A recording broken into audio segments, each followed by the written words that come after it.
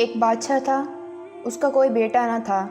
جب وہ بوڑھا ہو گیا تو اسے فکر ہوئی کہ اس کے مرنے کے بعد تخت و تاج کا وارث کون ہوگا۔ لہٰذا ایک دناس نے اپنے ملک میں یہ اعلان کرایا کہ وہ ایک بچے کو گود لینا چاہتا ہے جو بعد میں بادشاہ کے تخت و تاج کا وارث ہوگا۔ بچے کے انتخاب کے لیے یہ طریقہ بتایا گیا کہ تمام ملک میں سے کچھ بچے منتخب کیے گئے۔ ہر بچے کو بیج دیا جائے گا۔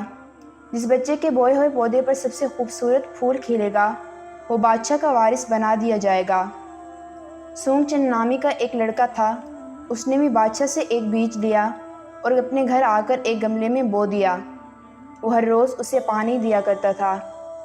سونگ چن کو امید تھی کہ اس کے پودے پر سب سے زیادہ خوبصورت پھول کھلے گا۔ دن گزرتے گئے مگر گملے میں سے کچھ بھی نہ نکلا۔ سونگ چن کو بڑی فکر تھی۔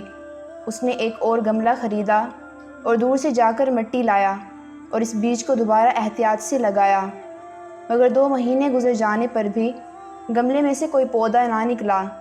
جلد ہی پھولوں کی نمائش کا دن آ پہنچا۔ سارے ملک کے بچے شاہی محل میں جمع ہو گئے۔ ہر ایک اپنے ہاتھوں میں ایک گملہ لیے ہوئے تھا۔ گملوں میں رنگ برنگے پھول کھلے ہوئے تھے۔ وہ پھول واقعی بڑے خوبصورت تھے۔ بادشاہ پھول دیکھنے بچوں کے پاس آیا۔ بادشاہ ہر ایک کے خوبصورت پھول کو دیکھتا رہا مگر اسے کوئی پسند نہیں آ رہا تھا۔ چلتے چلتے اچانک اس کی نظر سونگ چن پر پڑی جو ایک خالی گملہ لیے سر جھکائے کھڑا تھا۔ بادشاہ سونگ چن کے پاس جا کر رک گیا اور اس سے پوچھا، بیٹے تم خالی گملہ لیے کیوں کھڑے ہو؟ سونگ چن نے روتے ہوئے کہا، میں نے بیج گملے میں ڈالا تھا اور روزانہ پانی بھی دیتا تھا مگر اس دن سے لے کر اب تک کوئی پودا نہیں اگا، اس لیے خالی گملہ لیے کھڑا ہوں۔ یہ بات سن کر بادشاہ ہنس پڑا۔ بادشاہ نے کہا، تم ایک سچے لڑکے ہو۔ مجھے اپنے تخت و تاج کے لیے تم جیسے سچے لڑکے کی تلاش تھی۔ تم ہی اس ملک کے بادشاہ ہوگے، کیونکہ میں نے سب بچوں کو جو بیج دیے تھے وہ ابلے ہوئے تھے اور خراب ہو چکے تھے، اس لیے ان سے پودے کا اگنا ممکن ہی نہیں تھا۔